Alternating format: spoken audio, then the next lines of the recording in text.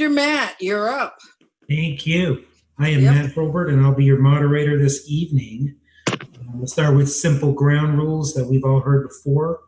We'll listen to others speaking, respect the agenda and the process, share your opinions politely, treat others respectfully, have your questions prepared, as this is a forum for questions and sharing, and we welcome that.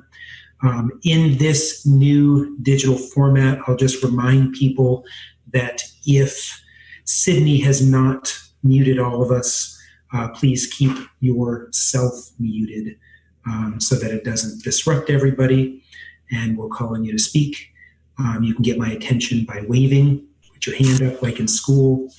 I'm sure I'll figure it out. And I assume that Sydney will be able to unlock your voice if it is requested. We'll start with a simple roll call. Again, Matt Hurlbert, Steering Committee, and Ward 7. Linda Della Duca, Ward 7. I'm the timekeeper and I'm on the steering committee.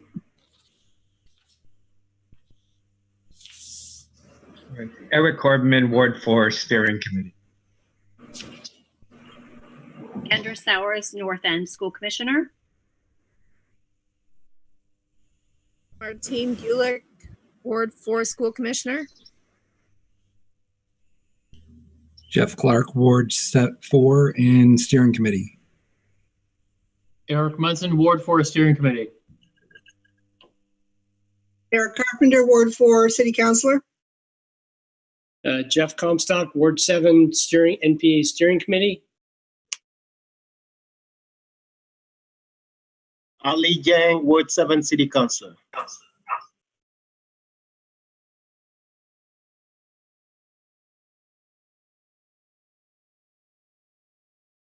Martha, you're up.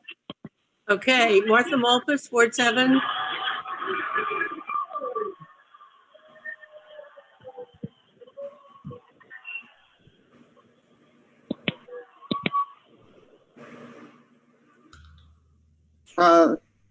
Erica, you're up. Erica Reddick, Ward 4. Cynthia, you want to turn your video on, please, and you're up.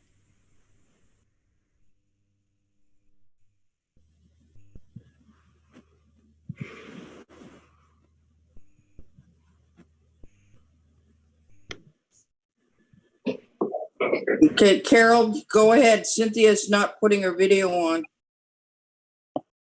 Just doing roll call. Carol, introduce yourself. Oh, hi. I'm Carol Odie, and I am I live in Ward 4, and I am the state representative from Chittenden 6-1. Cynthia? Susan?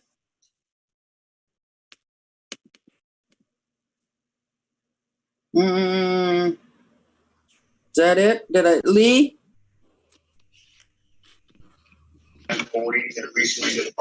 Lee Terhune, Ward 4. Let's see. Christy? Christy Swanson in Ward 7. Somebody's got just a telephone number. You need to put a name up, please. Or you can tell me the name and I can relabel it. Yeah, but we don't want someone staying on that doesn't have a name, and we prefer that they also put their picture up too. Did we miss anybody?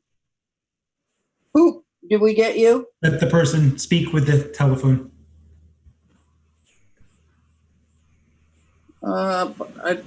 7244 go.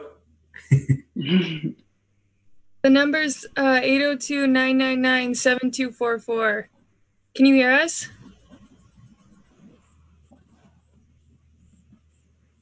Yes. Cindy, you want to introduce yourself? Sure. I'm Cindy White with Burlington Parks Rec Waterfront, and I also live in the New North End. Which ward? 7. Thank you. You're welcome. Did I miss anybody else? Steve Hamlin just logged in. Okay.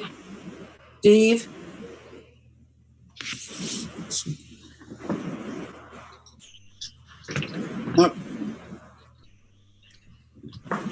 He raised his hand. Good enough. He is charged. Okay. Now next is any announcements, isn't it, Matt? That is correct. We have 5 minutes if anyone has any. I have a quick announcement. Please identify yourself so we know who you are.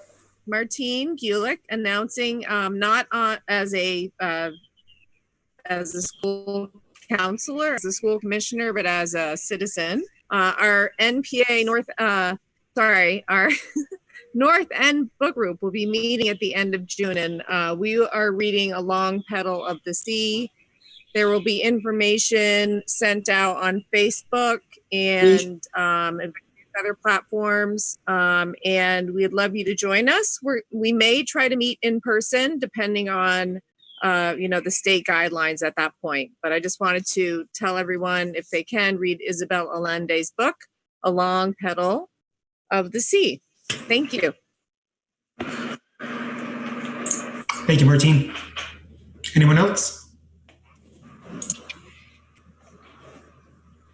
Oh, you know what, Matt, we're looking for more steering committee members. So anybody who knows anybody or has names to recommend to us, please let us know. We need both 4 and 7 steering committee members. Good suggestion. Any other announcements? This is Sarah. Go ahead, Sarah. A couple things. The North End Food Pantry is going to have another end of the month grocery bag pickup on Saturday morning at this time at Flint School. We've got some generous donors, and we're going to try to have twice as many bags. So let folks who need that. Ali, do you want to mention the meeting with Locomotion? Go for it. On June 2nd at 6:30, Ali and Franklin and I have organized an informal meeting with some folks from Local Motion, who are the bike walk organization, who have a few thoughts on. Ali, do you want to mention the meeting with Local Motion? So we'll be sending out a notice, a Zoom notice. We waited till this meeting, so tomorrow you'll see a notice for a Zoom meeting with some local motion people. Jeff Comstock. You're muted, Jeff. Hold on, Jeff, you're muted. In response to that local motion proposal, I guess I do have some concerns about that, and I would request that the sponsors of that proposal file a request to present at the June NPA meeting, because I think it needs a larger venue for review than what you might get there. Because Ali, pipe in. I think that's fine. The local motion folks contacted each of the city councilors. I think these are some just preliminary. They were asking our thoughts. We said happy to spend a few minutes talking to you about it, and we would like to invite others. It's not a formal proposal as I understand it, but we will pass on to them and see if there's something more formal coming that we would invite them to the NPA. Okay, because I have my overriding concern is who it is that's driving the bus and on this proposal, and no pun intended. Yeah, I think, Sarah, if they really want North End support, they would be very well advised to come to an NPA meeting, and they have to sign up through CETO, and then they'll get on the agenda. I think otherwise they know that, and they're.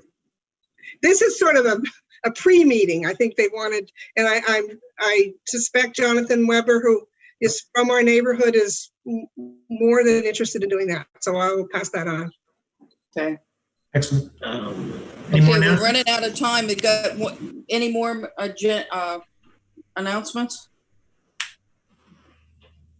Seeing no hands, we'll move on to elected officials. Who is prepared first? I guess, Carol, you there? Oh, there's Carol. You're going after me, Jean. Well, we were just going to introduce the Secretary of State. Did you want us to do that? No. I think it's maybe better to wait until his number. Yeah. But Matt, Did you just want us to say something anyway? If you'd like, that'd be fine. Yeah. Okay, well, go ahead. Somebody else can start. I didn't even know we were going to say anything. All right. Matt, I think some of the people may not be aware that we have time for every elected official to have about probably 3 to 4 minutes. Oh, yes. There was some confusion. All right, so a normal time range until 7:50. Quick report. Okay. All right.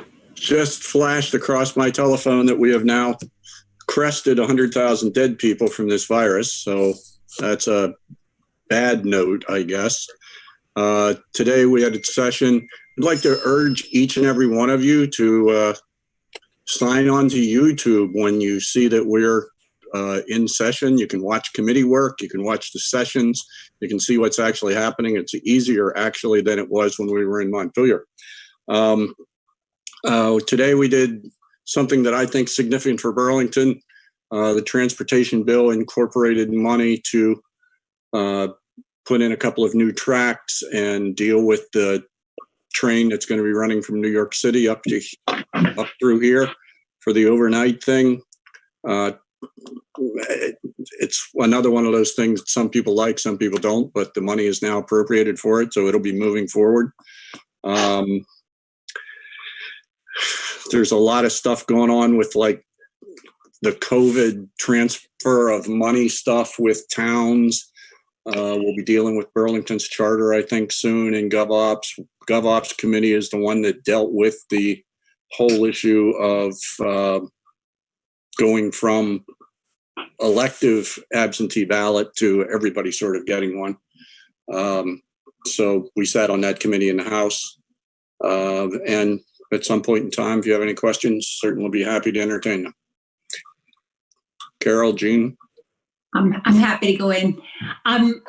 So Carol Odie, and thought I'd tell you about what Jean and Bob and I have volunteered to do. We've been on the legislative assistance team, and so people who are employees who qualify for unemployment insurance were able, once COVID-19 started, once we had stay home, stay safe, they were able to access unemployment insurance. There were some problems with their ability to access that easily. That's still being worked out by the Department of Labor. But more and more people are getting exactly what they are supposed to be getting from the state. And then the federal government added $600 a week to what their unemployment benefits were. And the employers did not have any negative experience rating when their employees took advantage of the UI insurance. And Vermont headed into this very strong position with $500 million in the unemployment insurance bank. So, but if you are not an employee, then many people who are not employees are not paying into the unemployment system, and they many of them qualified for pandemic unemployment assistance from the federal government. And it's difficult to figure out, and the rules were changing all the time. So what we ended up doing was Jean, Bob and I were on a small team of legislators made up of Democrats, Republicans, progressives, and independents.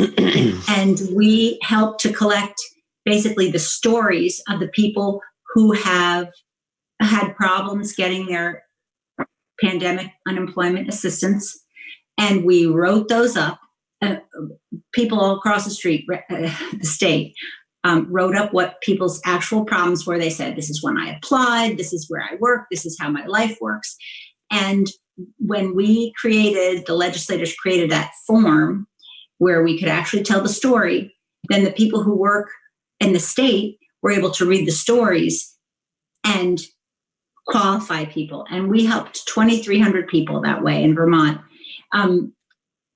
The problem was, in that case, the form was too confusing and it kicked out too many people who should have been getting benefits.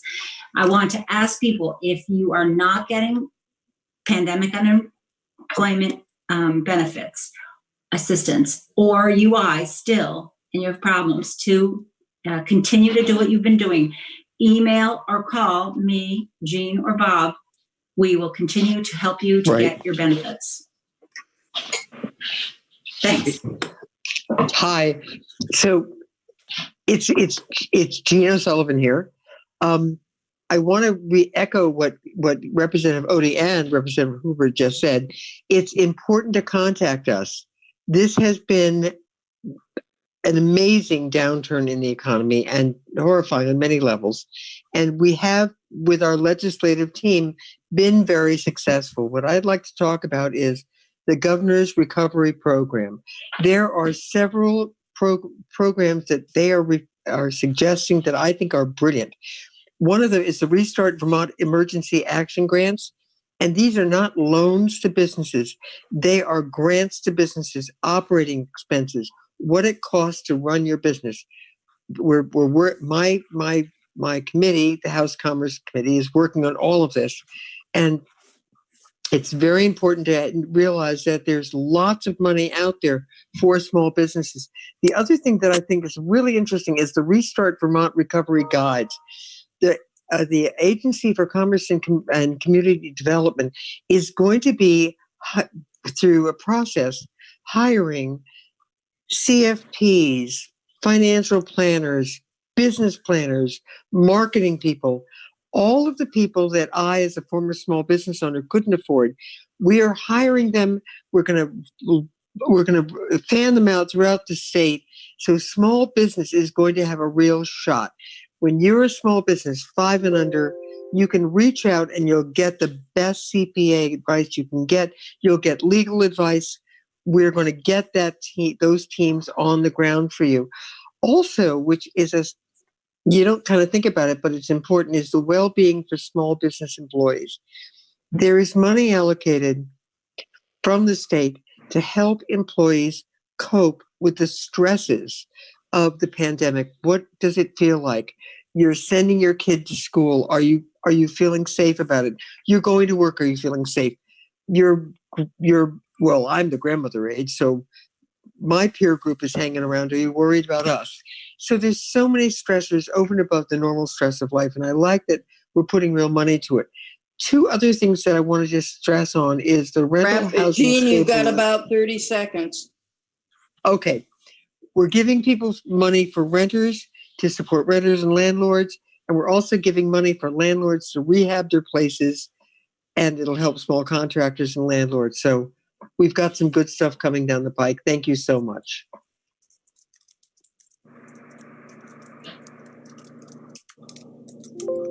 See, Matt, pick somebody. Why don't you? Are all of the state reps done? Yep, they're done. School board.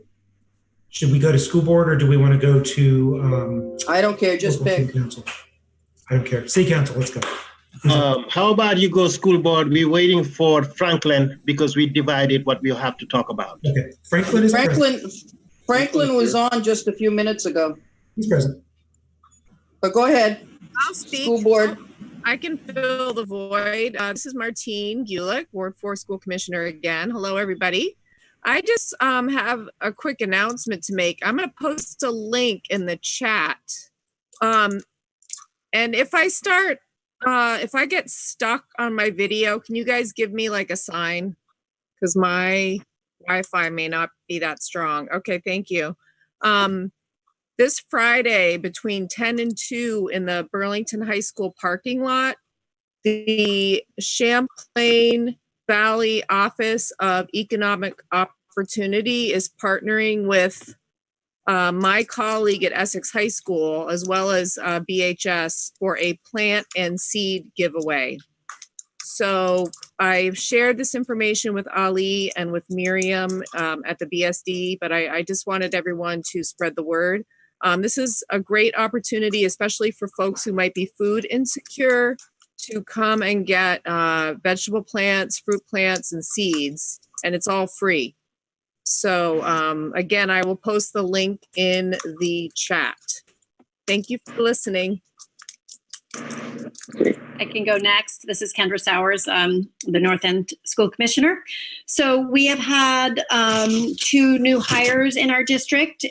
James Kiefer is leading the Edmonds Middle School as an interim middle school principal.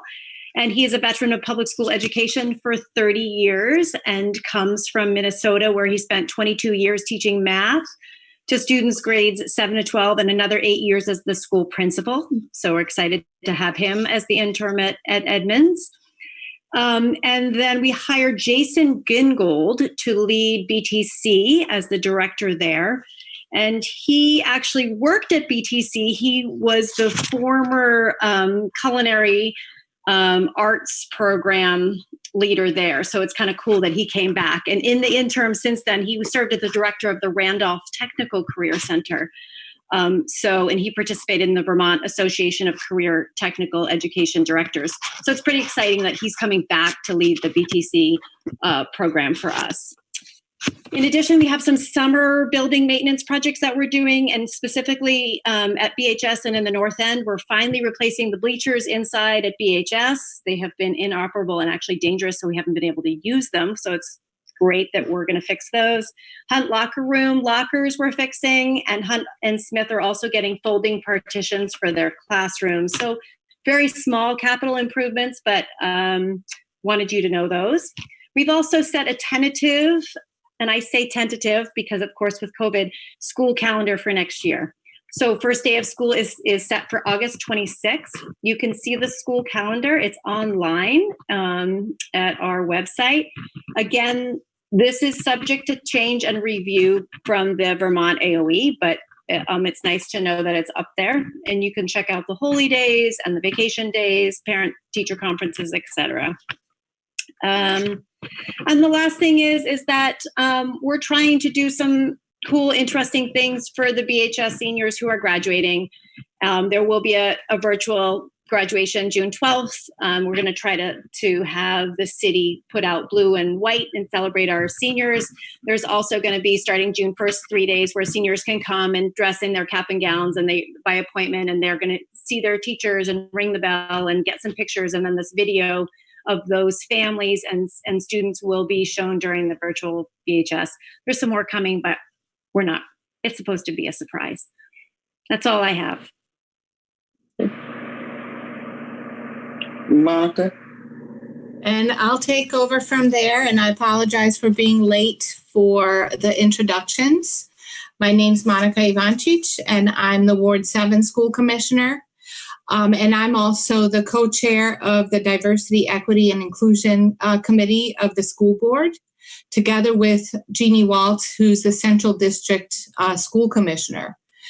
And so after a few months, yesterday evening, we had our meeting, our D&I committee meeting, and we had almost the entire team of the DELT. So the district has a DELT team. It stands for District Equity and Access Leadership Team, and 4 of the 5 members joined my meeting. Some of our questions were having to do with equity among students during these difficult times of remote learning. So just like this whole pandemic is kind of like the World Equity Audit, and certain sections of folks are more affected than others. And so similarly, so African Americans, Hispanics, people that are socioeconomically challenged. So the district's having to deal with this, trying to get devices to every student in the district, trying to get every student in the district on internet. And we also have many new American families of, I forget how many languages, different languages, but I know the district has 11 multilingual liaisons who've been working 60-hour weeks translating everything for our new American families. So we discussed a lot of these issues at our meeting last night. And, there's a lot of things that go on behind the scenes since we're all kind of stuck in our own bubbles at home. And The teachers are working very hard to try to get, instruction to students, but mainly the district is concerned about like mental health among students. So reaching out to students, the AOE requires for them to take attendance. So there's various ways of taking attendance, but essentially teachers, paraeducators, people that work for the schools are reaching out to every single student. And then certain students, if they can't find them, then they, have certain measures that go above and beyond. And so we're trying to also plan for the fall. And right now we don't have enough guidance from the AOE. So there's 3 different scenarios of how schools would start up in the fall. One option is all online. And that online instruction would be more robust, I believe, than the current one where we were kind of thrown into an emergency where everybody had to immediately go online. Another option would be to have small groups of kids in the school and just have the kids sitting in one classroom and teachers rotate in and out of this classroom. And another option, I believe, would be more like what we've been used to, but having every student wear masks. And there's a challenge with requiring students to wear masks because some students are unable to take their masks on and off. Some people, they don't feel comfortable with a mask. And I think all of us have a hard time hearing each other when we're speaking through masks. So there's a lot of challenges, and some educators talked about getting COVID-19 trauma training. So now there's an additional issue, from students suffering from trauma due to the pandemic. So there's going to be a lot of challenges getting back into the swing of things. And just like kids in the summer where they kind of get left behind depending kind of on their socioeconomic status. But here we not only have the summer, we also have these 3 months where they haven't had instruction in class. So by the time they come back to say if school will look regular in the fall, this is going to be a big issue. So the topics that we discussed were interesting. I also wanted to mention that Ali Jang invited Jeannie and myself to the first city DE&I meeting last Thursday. And that was also an interesting meeting. We met Taisha Green, who is the Racial Equity and Belonging Coordinator for the city. And hopefully Ali will have more to say about that. But we're looking forward to a collaboration between the schools and the city on diversity, equity, and inclusion. And one issue that we looked at was hiring people of color. So like in our district, we have a big disparity in that we have about 40% of our kids are students of color, but for teachers of color, we only have 4% of teachers of color. And so that has been a big goal for the district for the last many, many years, and we're solving solutions for that. Sorry, didn't mean to go over time. No, it's all right. You took up the time that the other people didn't use all of their time, so I just let you use their time up. Thanks, Linda. But you're welcome. But now it's probably time we ought to move on to city councilors. Thank you, Linda, and we shall.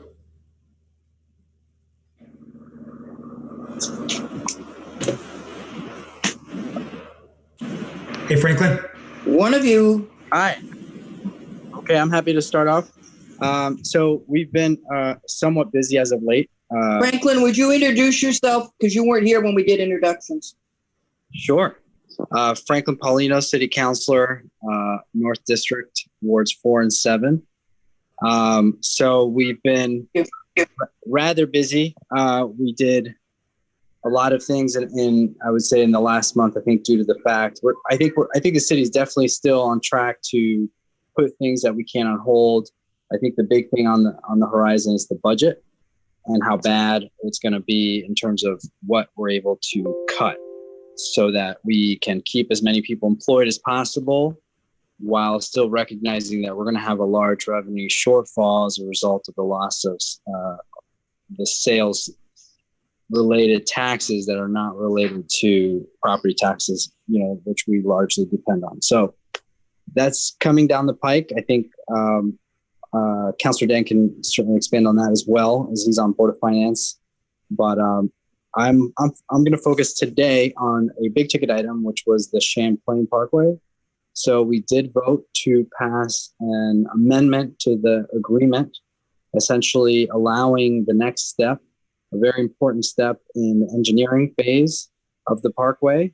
So this means that we're giving the authority to allow the city to spend the amount of money that it has to spend for local match, because it's mostly federal money, by large amounts of federal money for the parkway. So that engineering phase will start immediately. So it was a key vote because we couldn't delay it, because the construction on that will be March 2021. So they're looking to put out bids and have these plans that companies can bid on. So they need the engineering work done before that by this year. So I think that's pretty significant. There's no reason. There are a couple hiccups, like most big projects. There's a pending lawsuit that, as I understand, needs to be resolved. That's already being dealt with. But other than that, from the financing piece, from the city's sort of end of the bargain, we're in on this. It will have 2 lanes, 25 miles an hour, with a protected shared use path. So pretty significant. As an addition to that, last night we had a TUC meeting related to traffic about what people may recognize. It's called the Railway Enterprise Project, but it's basically the part of it used to be part of the Champlain Parkway, but it goes from Pine Street to Battery. And it's now a separate project.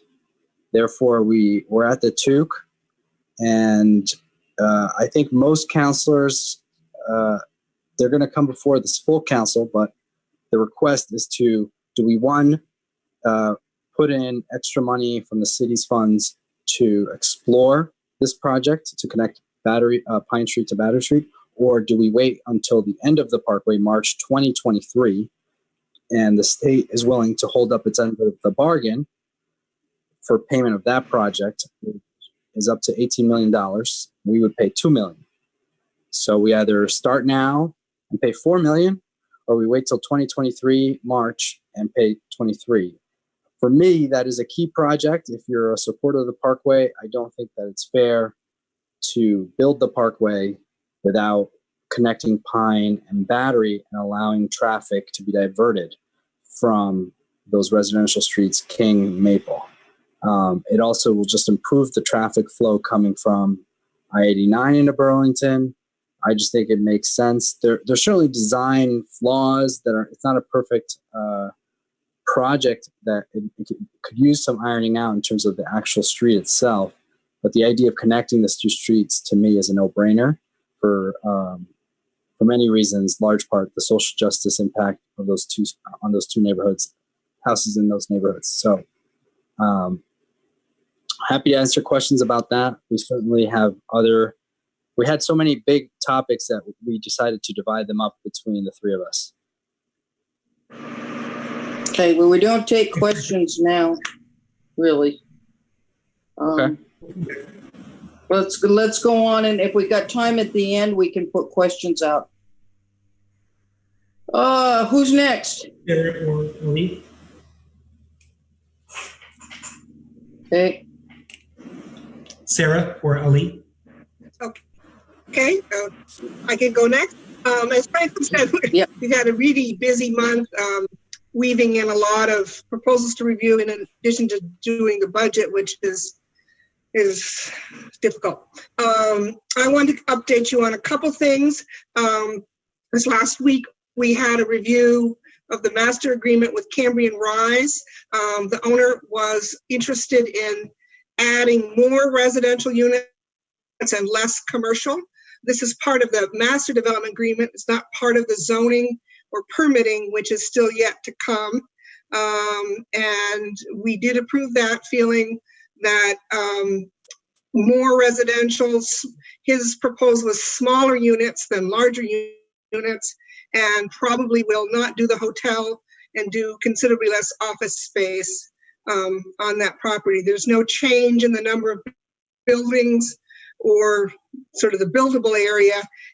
It has to do with kind of the occupancy in general. That agreement governs a lot of things like the donation of the lakefront property.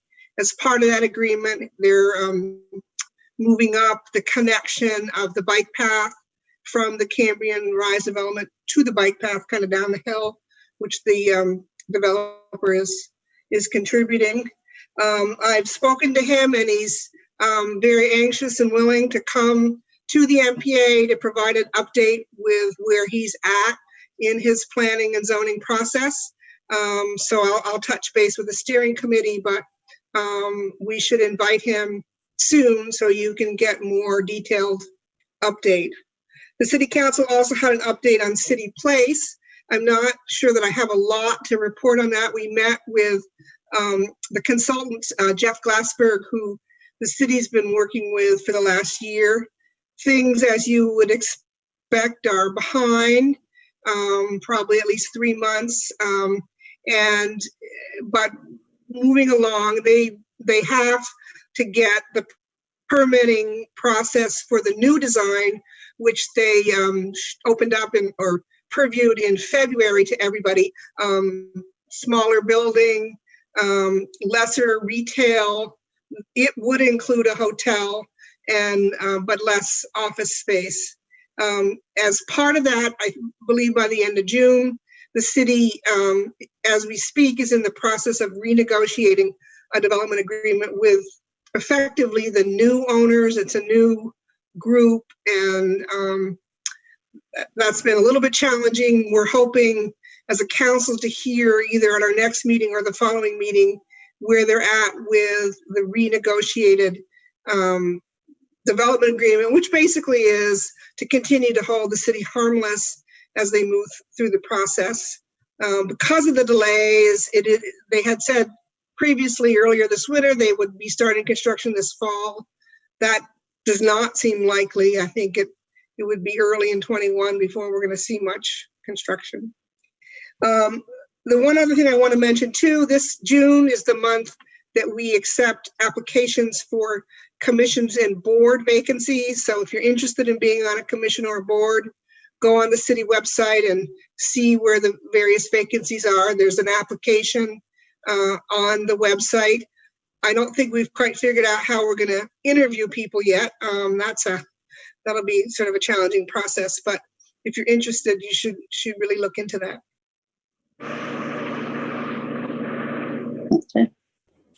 Thank you, Sarah.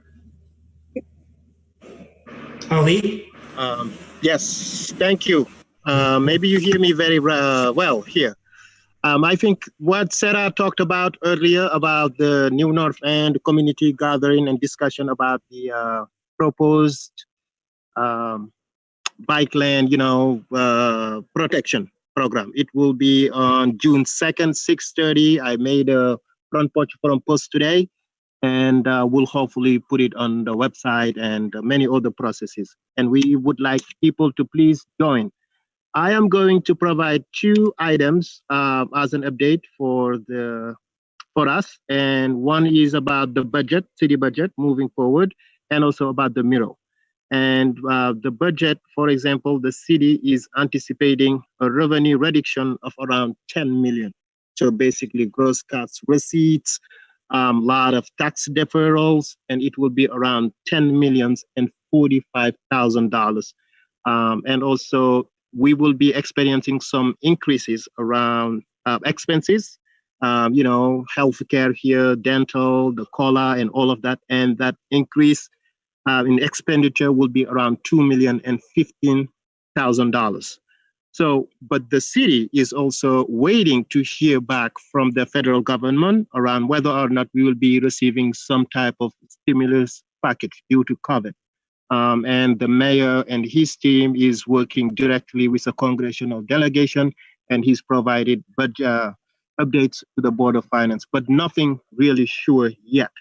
But the city also is exploring some operation budget cuts that will be around 1.5 million for staffing.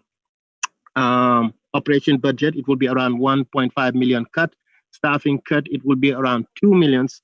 And that will allow us to still have a deficit of the 2021 city budget, and the deficit will be around $1.8 million. So that's what we have. And if you go to Board of Finance, everything that I'm talking about is public and people can access all the scenarios that we have.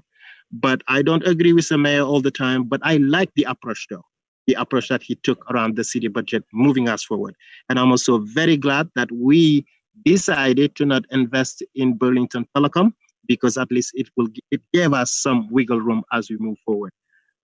So the second item is about the mural. As you know, in last fall, the council decided to remove the mural based on recommendation from a task force by August 2022.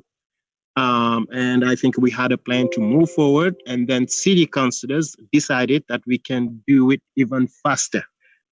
Yes, and I think Brian Pine introduced that resolution, and it passed for 11-1 votes. And the next steps is basically for the city to keep the artist in the loop about all of the discussions, and also give him a notice that within 3 months, the mural will be removed within the city of Burlington. But it's not destruction. I've been responding to emails, some confusions, and also some confusion around the cost, how much it will cost to remove the mural in a different location. We don't know. There has been some speculation. It's yes, around 15,000, 20,000, 30,000. No RFP has been received or even requested about the removal of the mural. Now, this issue falls under PAC, Parks, Art and Culture Committee. And our first meeting in June, this will be an agenda item, and I am in that PAC as well. And Monica did talk about it very well, about the diversity, equity, and inclusion. Thank you, Marking, for making that suggestion. Thank you, Monica, for showing up with Jean. And I think we will be exploring the recommendation at the Diversity, Equity Task Force from the city and see what we can advance, including what Monica talked about, making sure that their staffing at the Burlington School District to mirror also the student representation in the city of Burlington. Thank you all so much for listening. Thank you, Ali. And we have 7 minutes for questions. And I see Jeff Comstock with a hand up. Yes, this question is related primarily to the Board of Finance issues related to the budget. Sometime back, I remember hearing conversation about the city proposing to borrow money to cover the tax revenue shortfall from any late tax payments. And so I guess my question really is about the relationship between the city finances and the school board, as far as what are the plans for borrowing between the city and the school district related to the state education tax payment, and so where is that liability going to fall in terms of financing that borrowing?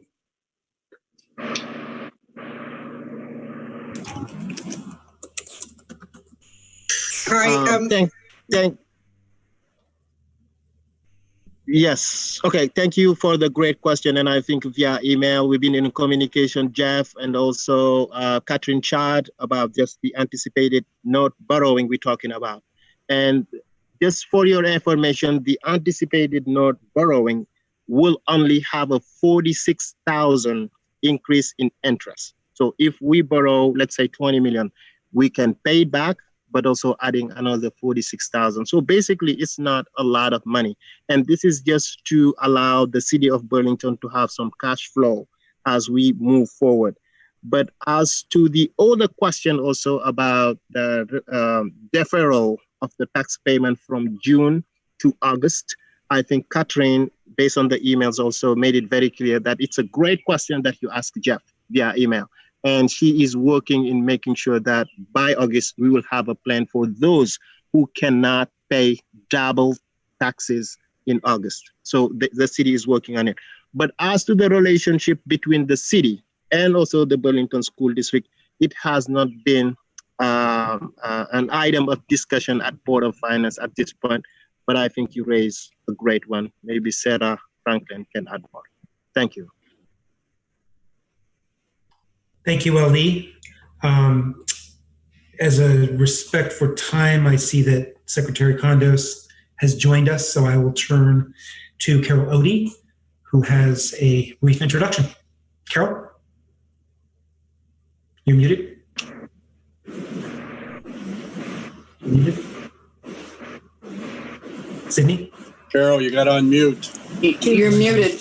So sorry. There you go. Thank you. Okay, thank you so much, Secretary Jim Kondos, for coming to our Wards 4 and 7 NPA at the invitation of State Representatives Bob Hooper and Gino Sullivan and I.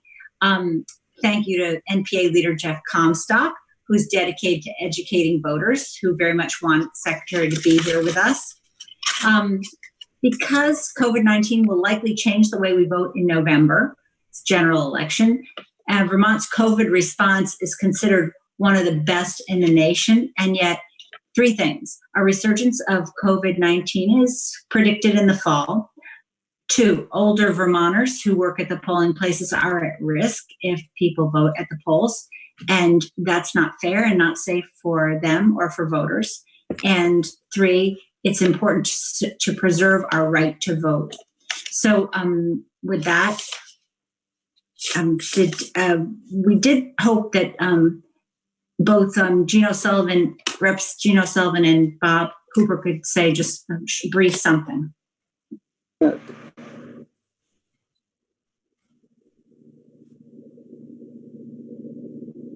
Your time's going by, guys. I'm sorry. Hi. Go ahead. It's Bob me, and Jean. It's me, Jean. Just a brief intro to say that I had the honor for 10 years of my life to be the the ward clerk for both wards 4 and 7. And Tom Flirt, and Linda, we come from a long line. And the folks who work at the polls are folks like me who are the at-risk category. The other part is that we, in the primary, I'm urging everyone to get a mail-in ballot. What our Secretary of State is saying is just common sense. Right now, we have a virus we do not have enough testing for, we have not a vaccine for, we don't really know where it is. We're doing great in Vermont. We're trying to open up the economy, and I see that in my House Commerce Committee all the time. But when it comes to the November election, the one election that every 4 years everyone turns out for, you have a crush of voters in a line. You have people going into the voting the polls. Everybody's at risk. A mail-in ballot makes eminent sense. It's safer and better. And I might tell you that there are 11 states in the country. I believe it's 11, but I know that my son, daughter-in-law, and my sister live in Washington, and they get mailed ballots, and their voter turnout is a lot higher than we have naturally. So this might be a real big move for democracy. But right now, all I'm saying is support what our Secretary of State is saying. We need to be safe in our polls. Representative Hooper. I'll just kick in something quick. Jim and his team came before our committee. We listened to the spiel. We believe that our constitutionally charged Secretary of State is the person to make decisions about how elections are run. Personally, I'm sorry that we threw it into a two-person decision process. It's not new. It's something that has been done all over the country, as Gene said. I have great faith. I've known Jim for too many years. And, when it comes time to get the job done, there's no question in my mind that he'll get it done right, securely. Nobody really is talking about fraud except for the people that don't have anything else to talk about. Jim, thanks for coming. Jim, it's Linda Deladuke, and I'm timekeeping you. So you got about 15 minutes to explain the process, and then we'll open it to questions, okay? All right, sounds good. Just give me a heads up. Oh, I will. Don't worry. I'm sure you will, Linda. I've known you for a lot of years too. So first, let me say I'm really thankful for this opportunity to be able to talk to you. As some of you know, I went to Burlington schools until my family moved to South Burlington. I was actually I went to Adams School on South Union Street when I was growing up, and I ended up graduating from UVM. And my first home was in the New North End. It was on Woodbury Road, number 70, as a matter of fact. So I do have Burlington roots. I still know Callahan Park by South Park. That's how I knew it. But in any case, I do have Burlington roots. So in our decision-making process, we've had two overarching goals.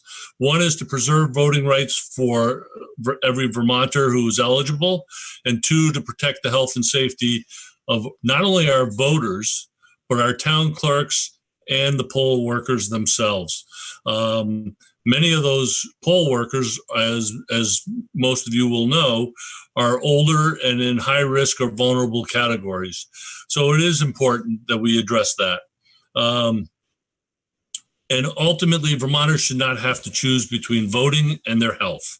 With all of these unknowns, we have a responsibility to prepare for a worst case scenario. We've heard time and again from Governor Scott, from Dr. Levine, and at the national level from Dr. Fauci, Dr. Birx, that it is impossible to model or predict the course of this virus any further out than about 2 weeks. Further, we've been told that we should expect a second surge of the virus in the fall. What we don't want is what happened in Wisconsin now about 6 weeks ago, where because they ran out of poll workers, they actually had to close polls, and they had people who would refuse to work at the polls. The governor had to call up the National Guard to have some poll workers. But for instance, in the city of Milwaukee, they went from 180 polling stations to 5.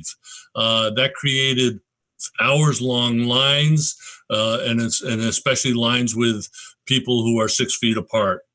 We also know that as a result of Wisconsin, we had a situation where at least 50, and I understand the number may even be as high as 60 now, people contracted coronavirus.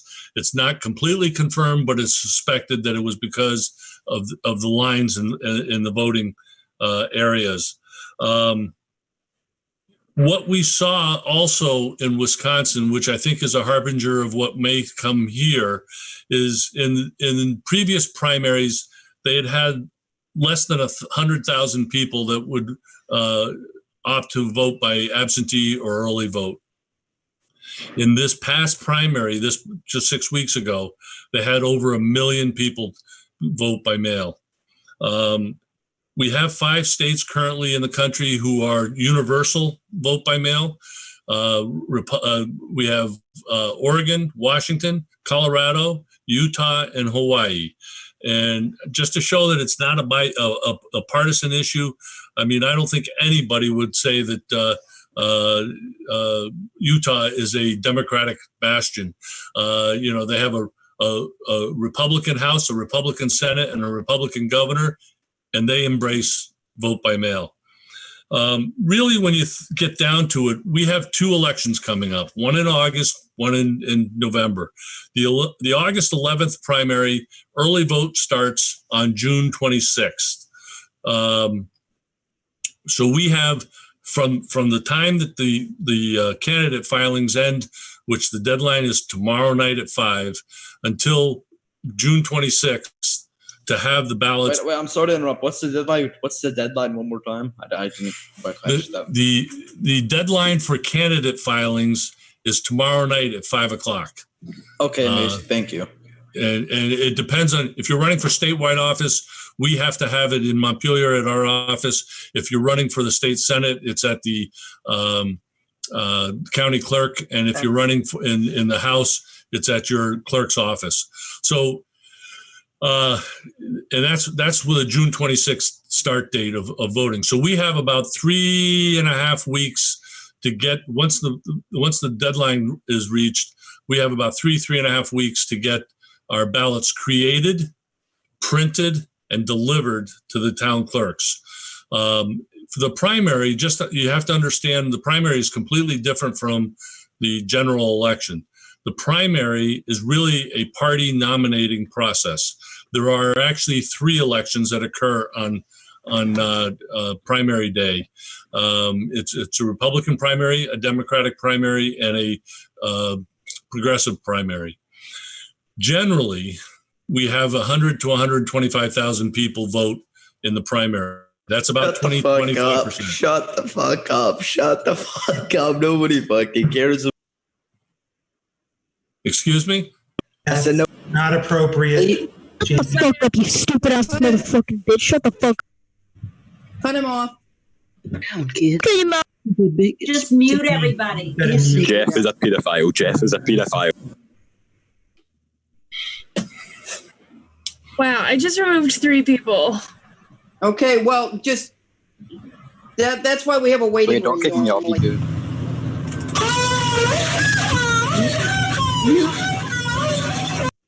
Mute everybody except Jim. Sydney, yes, please mute everybody. Okay. Excuse me, I would just like to say that niggers are terrible and I hate every single one of you. Go to fucking hell, you bitch. Okay. My God. Everyone's muted and they're not allowed to unmute themselves. I'll unmute Linda and yeah. Will you unmute Jim so he can continue, please? Yes. Thank you. And apologize to everybody before we go back on. Now you see why we needed to have a wait room. Yep. Sarah, I see you waving, but the chats are going up. Yeah, can you shut the chat room down? Yep. Thank you. Shut it off. Chat. Oh, what a It's still going. Okay. How do I do that? No one.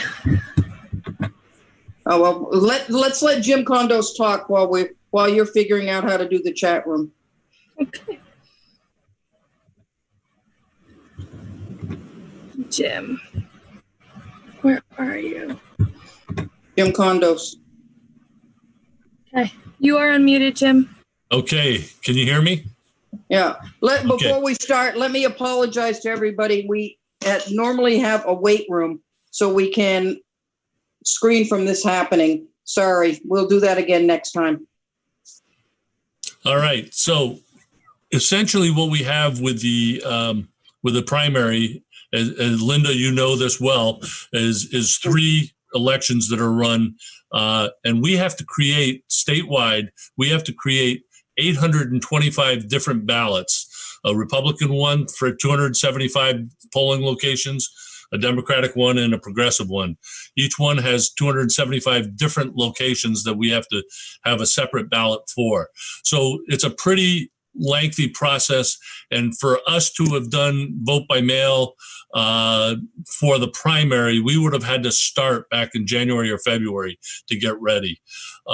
We've been dealing with 2 local vendors, Vermont vendors, for the printing of the ballots and printing of envelopes. And we're taking every precaution necessary in trying to set this all up. So what the legislature passed was language that would provide emergency relief for me to make decisions on elections depending on how COVID was moving along. And we had the problem, originally the language said that it would be the Secretary of State in consultation with the governor. One of the House members on the committee, actually nobody that's on this call, but one of the House members actually added the words in agreement with the governor. And that's where we've been. So we've been trying to meet, the governor and I have been trying to reach an agreement on how to go forward. The governor said he's not philosophically opposed to delivering a mail ballot to every residence, or every registered voter. He knows we must do everything possible to protect Vermonters. We won't know the status of the virus in the fall. And he keeps saying he wants us to wait until after August primary to make the decision. But I have asked him, can you guarantee me in August that we can have a decision that will know what the COVID surge is going to be? Is it going to be in September? Is it going to be in October or November? And he said, well, we can't predict out that far. And I said, well, I don't have that luxury, because if we don't do the mail ballot and get everything prepared for it, if we don't do that up front, then if it happens in September or October, it's too late and people are going to be disenfranchised. So he knows, he said that he didn't want to be in this position. The legislature put him in this position, and he wishes that they had not done that. So he said that he would not, he just said this past week on one of his press conferences that if they went to move him out of it, he would not stand in the way of that. So what are we planning to do? So here's what we're planning to do. For the August primary, which is only about 20% of the general election, of the 20% of the voter checklist, typically, we will be sending out a prepaid postcard to every active registered voter that they can request a ballot to be mailed to them. It's more of a proactive approach to the absentee ballot system. Otherwise, there's nothing different. The August primary will remain exactly the same. So now move on to the general election. What's going to happen there? So the early vote period starts September 18th. So that's by federal law. We have to start the early vote period for overseas and military vote. And so we have to have the ballots ready by then. And it's not the printed. The governor has made it his position is, well, we don't know who's going to be on the ballots. They can't be printed till after the primary. Therefore, it's easy. But there's a lot of work that has to be done up front leading up to that. And that's what we're working on, is trying to get all those contracts in place. The governor wants us to put the contracts in place. He wants us to order all the stock, the paper, the envelopes. We're talking over 1.5 million envelopes that we're going to need. We're talking 125% of the voter checklist for November. We're probably going to be at 80% of the checklist for the primary, recognizing that we'll have an increase. Even if we don't go forward with a vote by mail, we're still going to have an increase in requests for vote by mail. And that if we do it, if we do the direct mail to active voters, it becomes a process that we will undertake at a central location using a mail house, which removes it from the town clerk's hands. We'll work off of their checklists as we do that. They will just have to receive the ballots back. So if we mail a ballot directly to every active registered voter, that's the only deviation from the general election process that we have today. It's just that we will mail that ballot to every active voter. That voter can then decide to put it back in the prepaid postage envelope. They can bring it to their town clerk. They can bring it to the poll location, or they can come to the poll location and request a ballot there. Even though they already received one, they may not have, they may have misplaced it. They may have lost it. They may be on their way home from work and pull in. And if they haven't voted, and I think Linda can tell you that, people are checked off the ballot, checked off the checklist when their ballot has been received or they voted. So it's pretty benign. And I think that we're working with the clerks around the state. Carol Dawes, the head of the legislative unit of the Vermont Municipal Clerks, yesterday testified before the legislature that the vast majority of the clerks are supportive of this plan. Linda, I'm going to end right there and just say that I'll take questions after that. Okay, we've got time for probably 3 questions. So if there is anybody in the chat that's already requested, Matt? I see that Jean O'Sullivan has raised her hand. Did you have a question, Jean? And Sydney, I think we'll need you to unmute just Jean.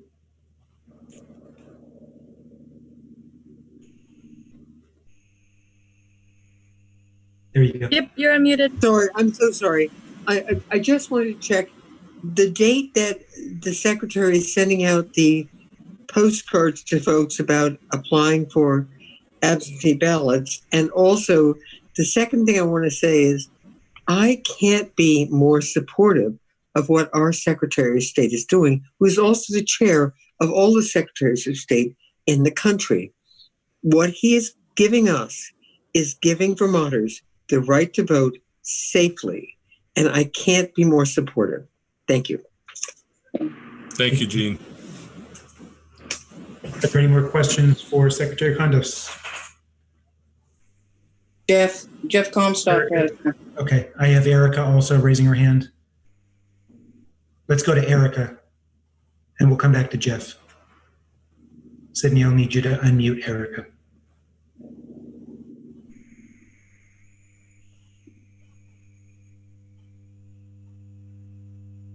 I'm trying to, there you go. Jeff, it's unmuted.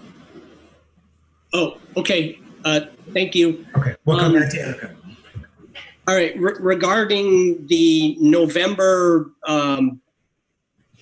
early voting schedule, if the Secretary of State's office is mailing that many ballots that have to be returned to the clerks, is there any adjustment being made to the schedule for processing ballots by the clerk, the city and ward clerks in the November election? Because if that many additional mail-in ballots is a huge workload on the poll workers, and if there isn't an opportunity to process those a couple of days early, then the results of that general election are going to be delayed considerably for reporting purposes. That's a great question, Jeff. And I do want to let everybody else know that Jeff and I go back to when we were real young guys in the south end of Burlington, growing up near South Park. So it's good to see you again, Jeff. But yeah, that's a great question, Jeff, and we recognize that. And current law allows town clerks or the towns to actually start processing ballots one day ahead of the election. And we are actually talking about increasing that by a week or two to allow everybody to be able to process those early vote ballots that are coming back. And we fully recognize there's going to be procedures in place for the vote tabulators, but the vote tabulators, you cannot, if you have to end the vote tabulator, has to be ended before you can get a total. So even though you might be doing it 2 weeks ahead of time, you won't know who's winning an election. All you will know is we've processed 500 ballots. That's it. But we haven't put all those procedures in place yet for the actual details of how the election itself will run. What we've been trying to do is get everything else in place first, and working with the town clerks. Thank you, and we'll go to Erica. Waiting patiently.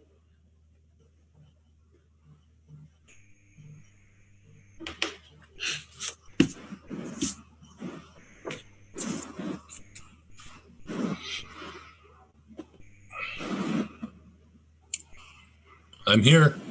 Sydney, can you unmute Erica? Yeah, I'm not sure why, but it's not letting me unmute Erica. Maybe she has to unmute herself there. Now she There can. we go. Yep. Please, Secretary Condos, forgive me if I missed this part of it. I stepped away during the insanity on the chat and stuff. So you're going to be sending out postcards that people can return. And I remember on election day, town meeting day, I was told that at least 25%, there's at least 25% more people on our voter registration list in Burlington than we have actual voters here.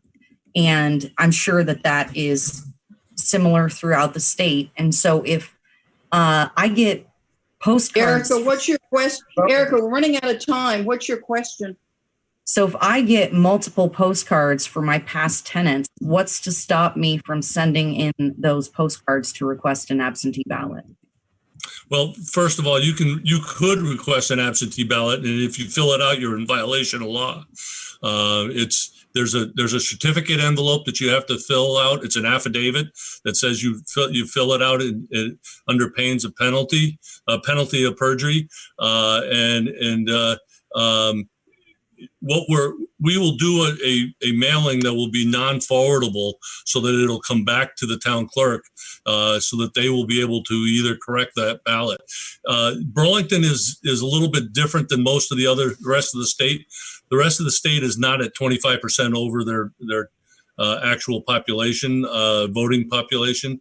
I think that's basically you have a large transient population with the students, and that's where that process comes in. But there is a process for cleaning up the checklist, and that process usually occurs in the off election year. That's when people are challenged. They're given a challenge letter. And we do have a separation in our checklist, our statewide checklist. And just so you understand, Erica, the checklist itself is managed by the town. It is not managed by the state. All we do is receive all the town checklists and we roll it up into a single database. But the actual voter checklist is maintained by the towns. It's up to them and the Board of Civil Authority, or in the case of the Board of Elections in Burlington, to do their work to clean up their checklist, and that's usually done every other year. Now, in between those years, we also have information that comes to us from death certificates, from people who move, and those things occur as a regular basis as well.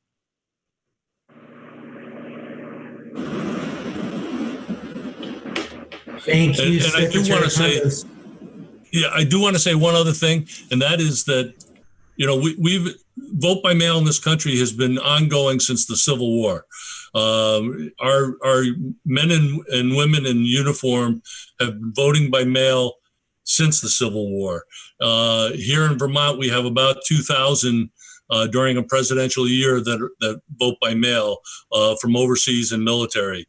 It's a tried and true method. Are there some problems? Yes, but that's why you try to do the work. That's the work up front to clean up those checklists and make sure everything's working. Also, I want to state clearly, this measure is for this year and this year only.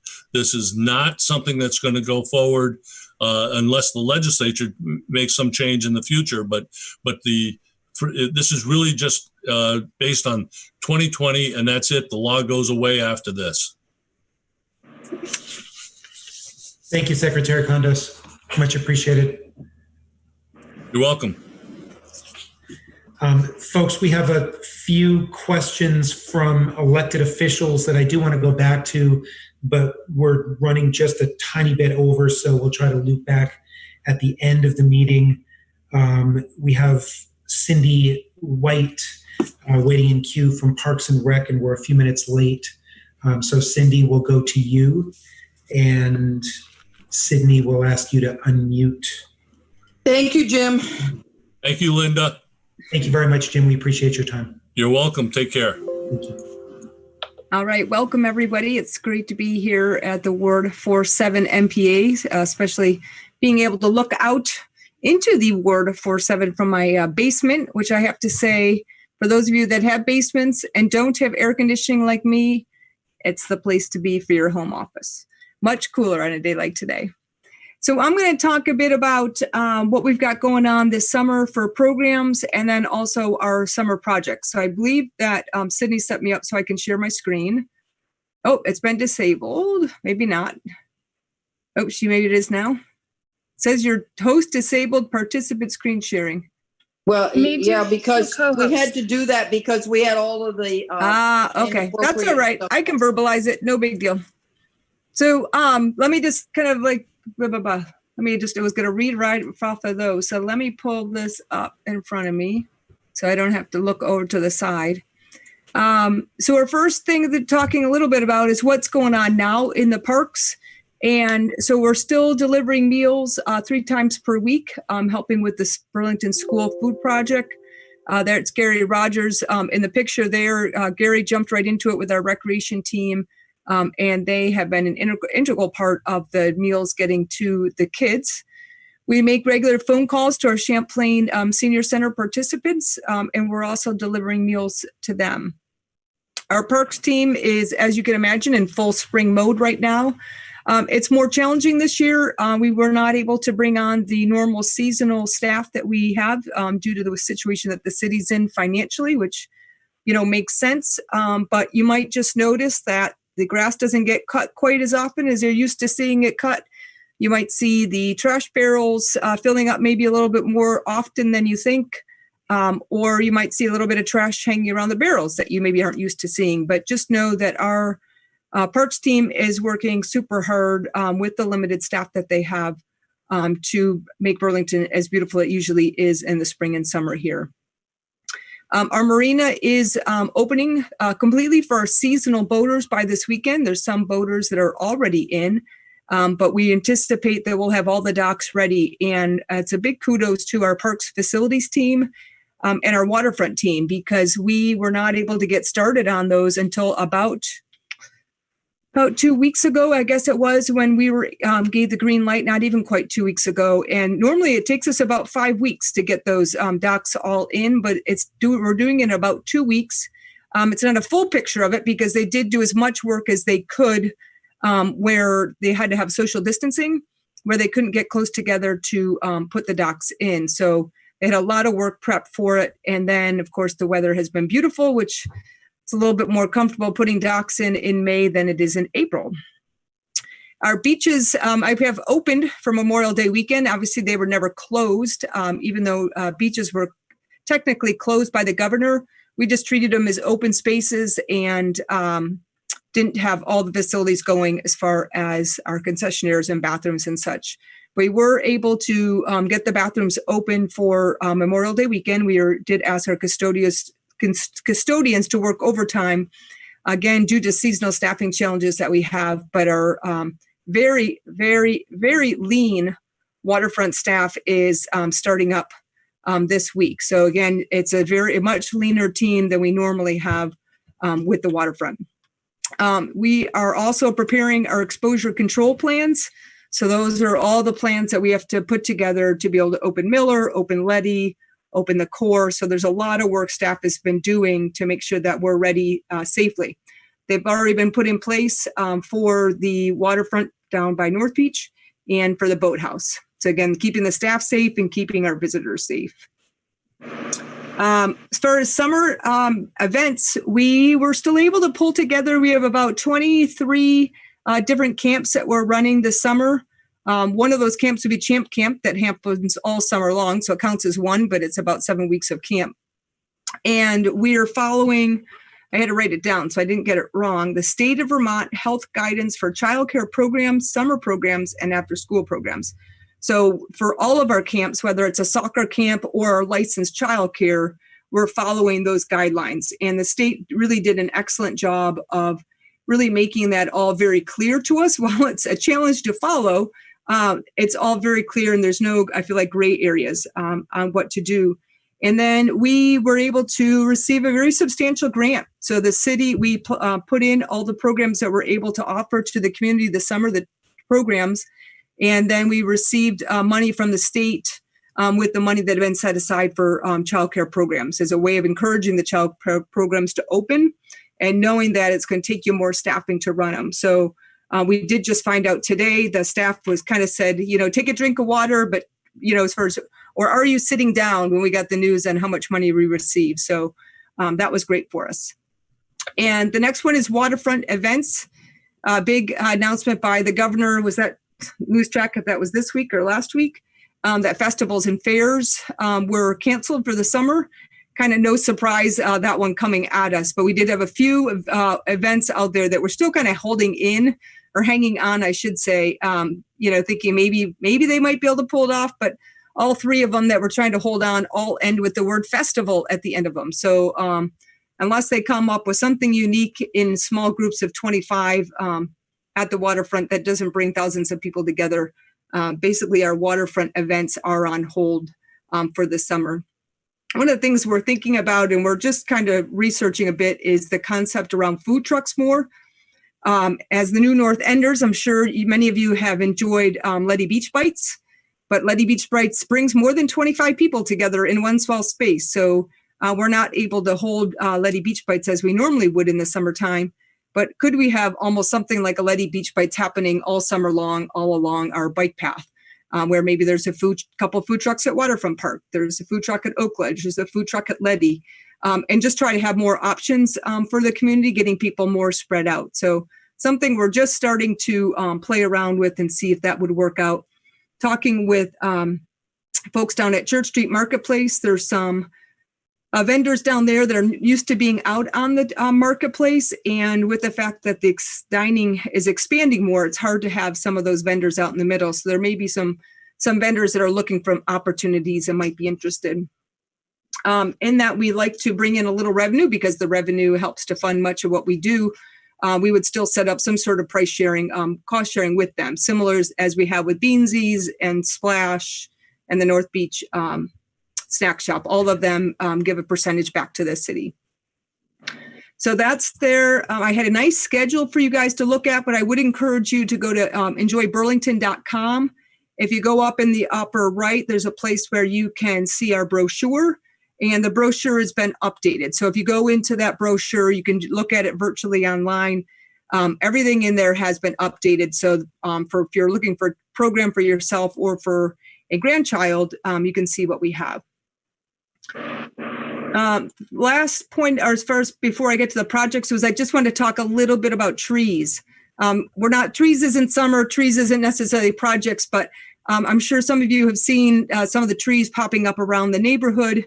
Whenever there's a green bag around it, that means that tree was planted this year. So our trees team planted about, I think it was 240 trees in a little under 10 days in our city right away.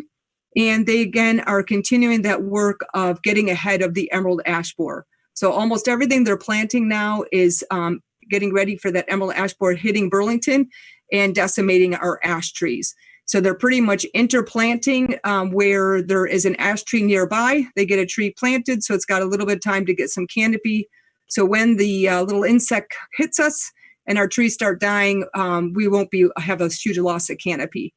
I think the fortunate part about ash in the city is that while some neighborhoods were completely lined with ash, we have known about the emerald ash borer for a while now. And Warren Spinner in his planting made sure that we were, one, no longer planting ash, and two, that we had a much more varied plantings throughout the city. And the last part I'll touch on is our construction projects. We have quite a bit of constructions projects going. I'm sure you're most interested in what's happening out at the new North End. We will be coming to the Board of Finance coming up on Monday for the tennis court replacement at Letty. We've been slowly working on replacing the various tennis courts across the city, starting with the ones that were in most disrepair. We're excited to be able to hit Letty next, as that is the home of Burlington High School, and they've been asking us now for several years when we'll be able to replace those courts. So that is your penny for perks dollars at work for those tennis courts to replace. City Hall Park is under construction. We have a number of projects that we're going to be doing at North Beach this summer. We're going to be removing that really ugly burn that's in the middle of the campground. We did do the new Letty building next to the old tree shop at Letty Park. And so we will be able to take that burn down. It's an eyesore in the middle of that park. And that will be coming down. But when we take it down, we need to relocate the laundry room. We'll be relocating the pump out station for the campground and where the garbage goes. There's a bathroom floor that's been upheaving, is now no longer accessible. We'll be fixing that floor. And then our North Beach Cottage, which is the building you first come at, has some major issues with basically a wall separating from the floor. So got to fix those types of things. So it's about 5 projects at North Beach that we're excited to be able to get underway this summer. Bike path is going, that's more on the south end. You guys are very pleased and happy with your north end one. So the south end is dealing with the closed bike path right now, but that is back under construction. We'll be doing some crack sealing on the 127 path. I don't know how many of you use that. I know myself, I've enjoyed it, especially during the pandemic, when I was looking for a little bit quieter place to go for a walk. It's right around the corner from my house. It starts at the end of Ethan Allen Parkway and going out to the old North End. It has a number of cracks in it. So we'll be doing that project. And we worked in collaboration with DPW. So it's their bid that went out. We were an ad alt on it. And so it's really nice to be able to work with them, because I have to say they're more experts in crack sealing than we are. One more, so I guess I got 2 more projects that are new North End ones. One is Section 8 at Lakeview Cemetery. So Lakeview Cemetery is getting closer and closer to being full, but we have areas that we can expand. So Section 8 of the cemetery, we hired a landscape architect. That project took a little bit longer because we hit COVID, the coronavirus, and everything stopped. But the architect is back working again, and they'll be designing Section 8. You'd have to be really familiar with the cemetery to know where that is. But if you were walking down towards the access to get to the bike path, it's down on that side. There is one big open field also to be done at Lakeview. That's Section 6, but that one's a bit further out. It's got a lot of water issues, so we'll be talking on that one probably as we start to get filled back up again, and it'll be worth putting the time into it. And then the other final project that's in the new North End that you'll probably be very interested in is we are getting a fit lot, which is basically a workout fit station at Miller. AARP announced, I guess maybe it was a year or 2 ago, about the fact that they were putting fitness stations in every state. And I had seen one of my colleagues down in Florida posting about theirs. So I quickly reached out to Kelly from AARP and said, how do we get to be the one that gets Vermont? And she said, we'd be happy to work with you. And we decided that Miller would be a great location. We get a lot of different age groups that use the Miller Center. And there's a school nearby if say the middle school students wanted to be able to come over. But it will be a fitness station, and it's very much will be branded with AARP colors. So that's pretty much it as far as our major projects that we have going on, again, touching mostly on new North End projects. And that's my 5 million miles an hour update for you guys. And I'm happy to take any questions. Awesome, Cindy. Thank you. And we are giving you an extra 3 minutes for starting late. So we'll take questions. I see a hand for Jeff Comstock. I unmuted you, and you just have to unmute on your end. Yep. There you go. Thank you. Thank you, Cindy. As a tower keeper, I'm concerned that the Ethan Allen Tower is still closed and doesn't sound like it's going to be reopened this season. And given that the operation of the tower is 90% volunteer driven, I would ask you to consider what it would take to, at least from the Parks Department, to at least get the tower open and let the tower keepers take it from there for the remainder of the season. Thank you. You're welcome. So Jeff, I would imagine that one has a lot less to do with staffing and a lot more to do with the fact that it's pretty hard to social distance up and down that. And there's a lot of shared surfaces with the handrails. And don't go Well, up. but given the level of usage that I see at Ethan Allen Park now, I can't see that that's inconsistent with what would the traffic that the tower itself would get. Thank you. You're welcome. Any more questions? And anyone else? Franklin can unmute. You can unmute yourself. Okay. Hi. Hello. Hey, Franklin. So, Cindy, I wanted to follow up on my last inquiry, and I think that you have 3 city councilors here.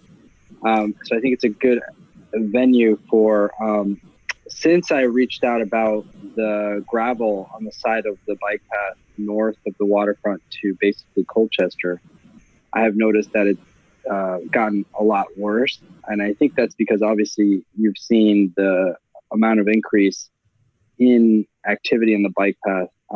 And I think I would encourage it's a question and comment, but I would encourage you to include that in your budget. And I think you have 3 counselors who I have no doubt will support being able to have, I don't know if everybody's familiar, but every year the marathon, is on Sunday, this past Sunday. They lay new gravel, they make it flat, and it's nice and smooth. And I think right now everybody's trying to social distance. The gravel path is normally not used as much. It's mostly, I think, runners, frankly, that used it before. Now everybody uses it, and it's gotten really uneven. So I just want to follow up on that, and I'm happy to talk to whoever to make this happen. Yeah, and Franklin, as I noted in our email conversation, the materials isn't the issue so much, and a lot of it is the staffing piece. And so when we're down staffing, I know that Derek is having to prioritize what gets done, and so he's aware of that project and the need to get that done. So I'm sure it's on their list, but it's just a matter of the timing of when that gets done. There's a lot of pressure to get our marina back up and going again, to get our bathrooms, seasonal restrooms back going again. The grass is now growing like a weed. And but I can confirm with them to make sure it is on the list. But as far as the materials for that, we do have the bike path maintenance. There's a very specific line for maintaining the bike path as far as materials. So the cost for the materials isn't so an issue. It's more on the staff end. We do have a full-time position in our bike path maintenance area, which is part of the conservation program, that is not filled, and we're not sure when we'll be able to fill that position. But again, I can just double check to make sure it is on the list. But I did make them aware of the fact that one is high in people's interest to get leveled back out again. Definitely, and quick plug. Great job on Perkins Pier. I was just there trotting around, and it's really beautiful. I encourage everybody to go to Perkins Pier and check it out. Not a lot of people there, about 5 benches, socially distanced, that you can grab a sandwich. And I'd like to see, I'm hoping we can get some before and after pictures up of Perkins Pier, because it was really, everything was falling apart with the walkways. And now it's all new pavement out there. We did find some challenges. Pavement. We did find some challenges with some of the piers, but it'll be future projects. But Guys, I've got a flag from the timekeeper. I hate to cut you off. That's all right. But the show must go on. Cindy, thank you. Franklin, thank you for your questions. And I'm going to move the microphone to DPW. I see that Chapin is present and someone's hiding under a DPW mask. That may be Robert Goulding. So I'll let whomever would like the mic to raise their hand and speak.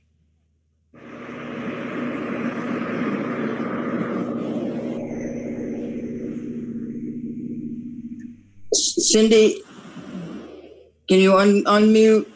Oh, Can you Chapin? unmute yourself, Chapin, or are you boxed in?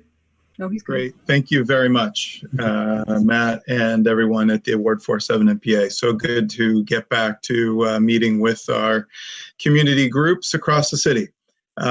Similar to Director White, we wanted to give a quick overview of the construction season.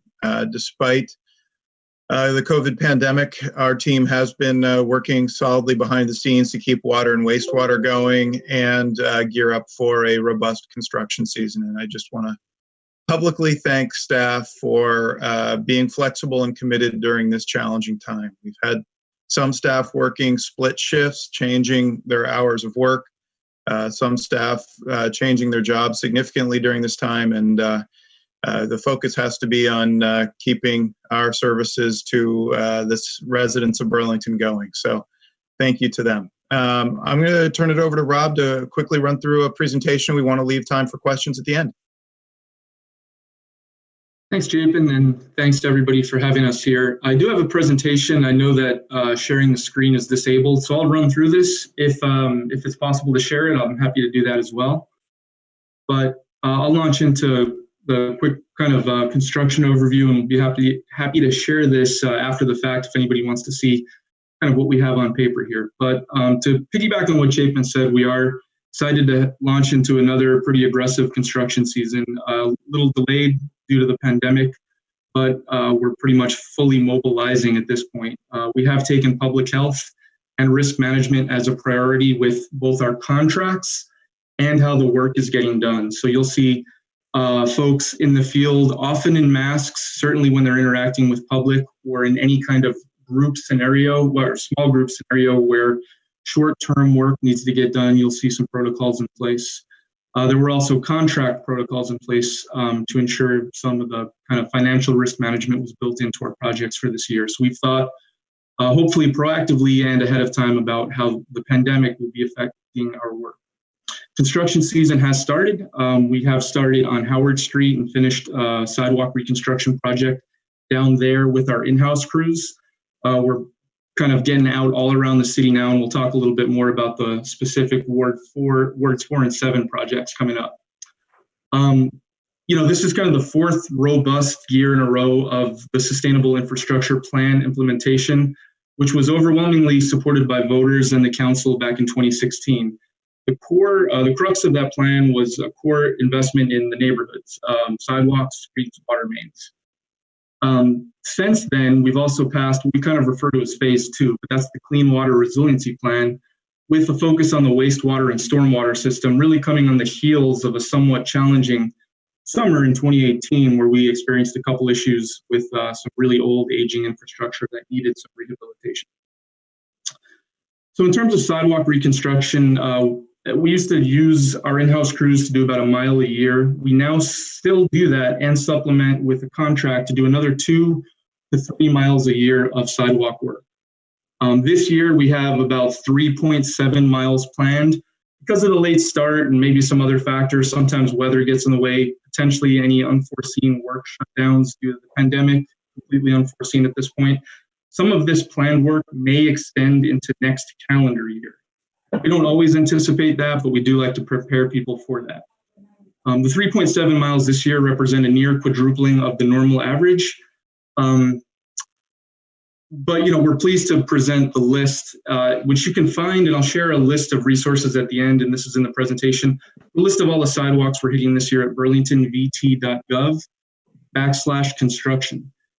Now, we have focused very much on long-run sidewalk segments of 100 linear feet or even much more than that over the last couple of years. We heard a lot of feedback over the last year or two from the community, from counselors, and also from our own analysis of the sidewalk network. Realized a lot of the short runs, much less than the 100 linear feet sidewalk segments, and some kind of patches here and there of sidewalk needed some more additional rehabilitation. So we've redirected a lot of our efforts this year, not only to fulfilling the normal kind of long-run sidewalks, but adding a lot of supplemental short-run sidewalks in.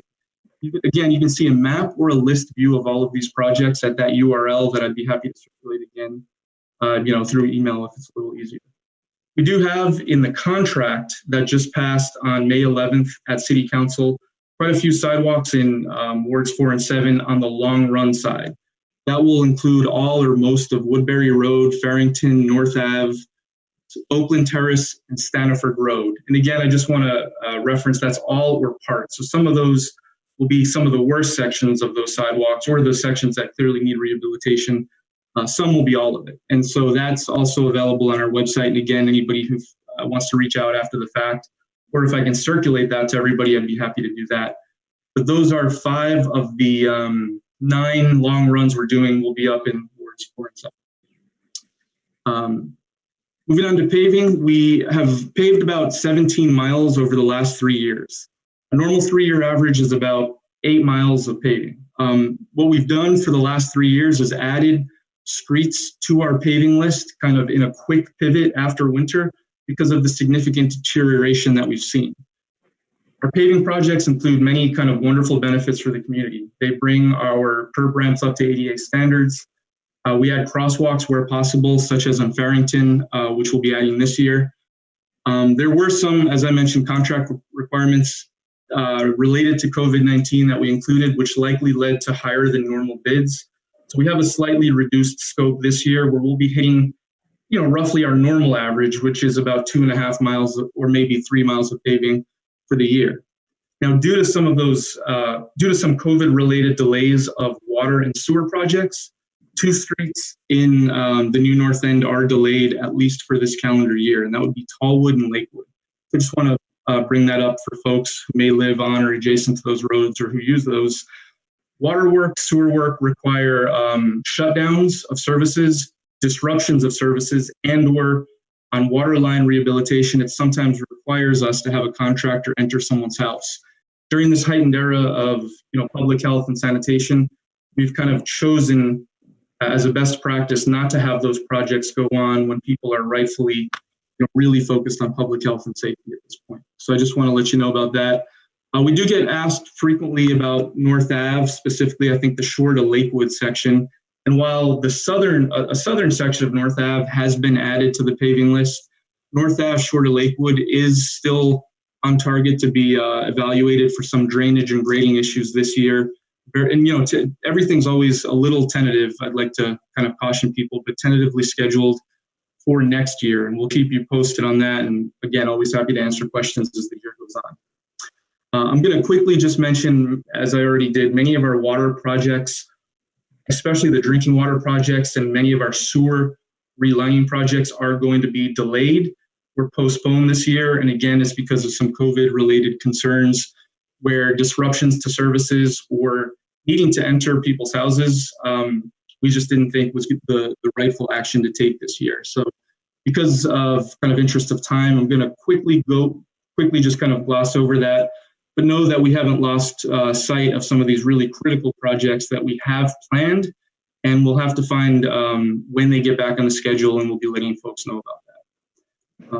And that's all part of the Sustainable Infrastructure Plan, but also the Clean Water Resiliency Plan that I mentioned.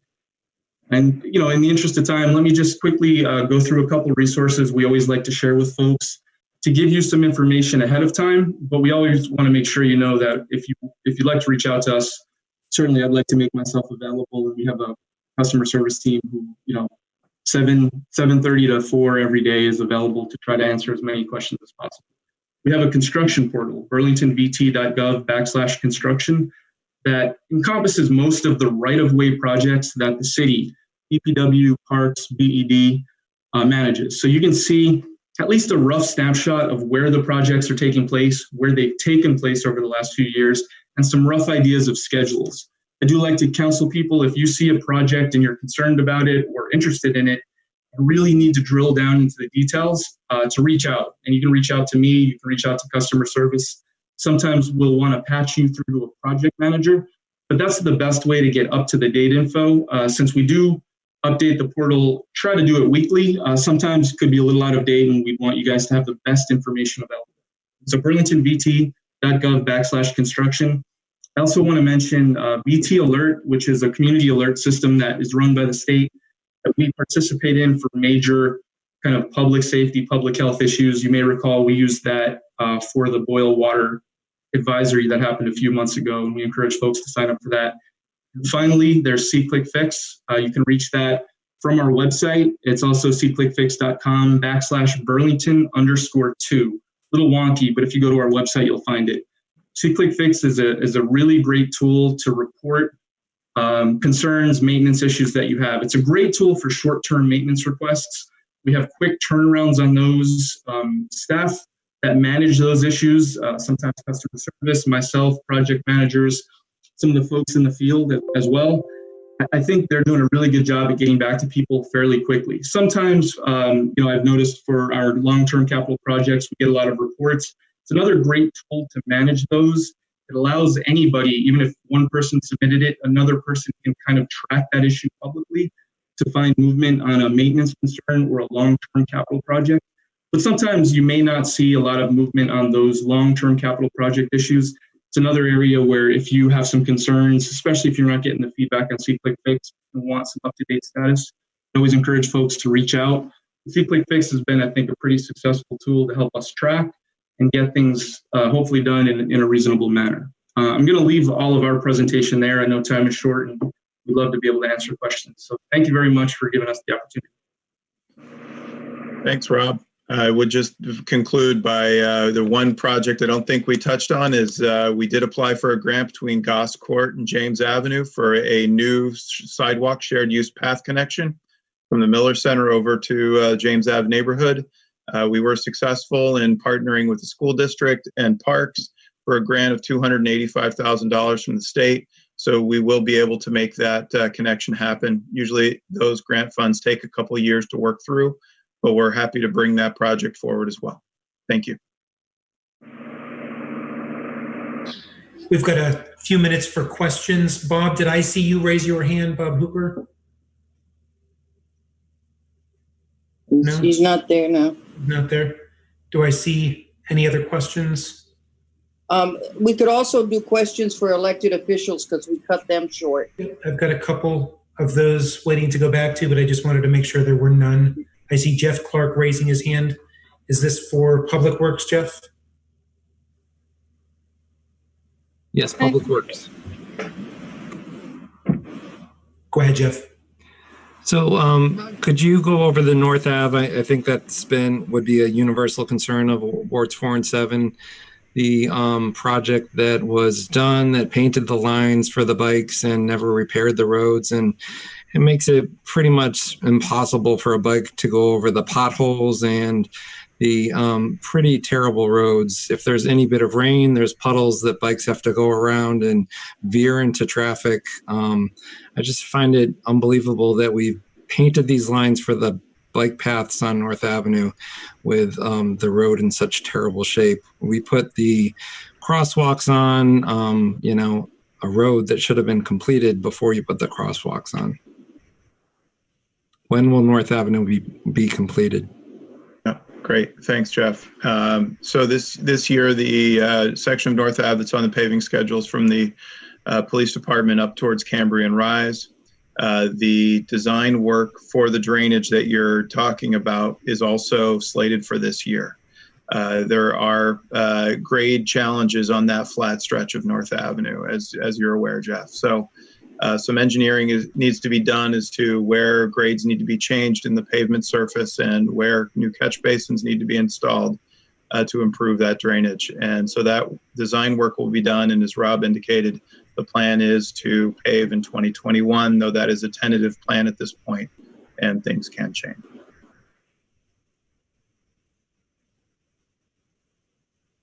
Thank you, Chapin. Monica? Can you unmute? You have to unmute. Oh, Monica, So there. now you'll just have to unmute. Okay, I think I'm unmuted. There you go. Yep. And I don't mean to bring attention to like my section of town, and you may have listed the streets in the new North End that you're planning to repave this year. But Saratoga Avenue here has huge potholes, and there's a big orange thing kind of at the intersection of Brandywine and Saratoga. And the big orange thing's been there, I believe, like 4 months. And there's like a hole under it. So that's why it hasn't been moved. So I'm just curious. Right. Yes, I'm familiar with that that challenge that we're having around that catch basin there. Our teams were during the early stages of COVID were not doing the field work that typically we would do in the late spring. We now do have our full crew back, and I know that project repair is on the list. So, you know, I want to be clear and transparent. The two true North End paving projects this year, the Tallwood and Lakewood, are deferred until next year because of the coordination with the water line work that couldn't happen due to COVID. And we are bullish on moving ahead this North Ave project, as Jeff points out. I know we've heard significant concern about the condition of North Ave. So while the last couple of years had very significant investments in the North End, including a full repave of the 127 belt line, this year is a thin year for paving in the new North End. We can certainly look at your particular street, Monica, and what interim solution can be done. Clearly, the repair of the catch basin will be done this year. Great. Thanks for the explanation. Yeah. Anyone else? This is a time if you had questions for elected officials, because we cut them. We can definitely go back. I have two that I was reserving to go back to, Gina Sullivan and Erica, and I don't see either of them still present. Are there any other questions for elected officials? I know Ali had a question for Secretary Kondos. We couldn't get to that. I can learn to understand you much better. Siri has a question.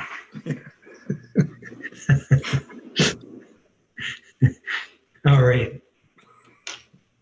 With no further questions, I guess if it's okay with Linda, we could knock off. You can leave early. It's okay, guys. Knock off a couple of minutes early. I will thank everyone for their patience. We learned something new this week. And even Jerry Springer has disruptors, and we had some tonight. But we will make sure we have a weight room after this. We'll have a bulletproof vest next time, so it's fine. Shame on us only for having it happen twice. So we will knock off then. Thank you, everyone, for your participation and joining. Good night, Carol. Good night, everybody. Good night, everyone.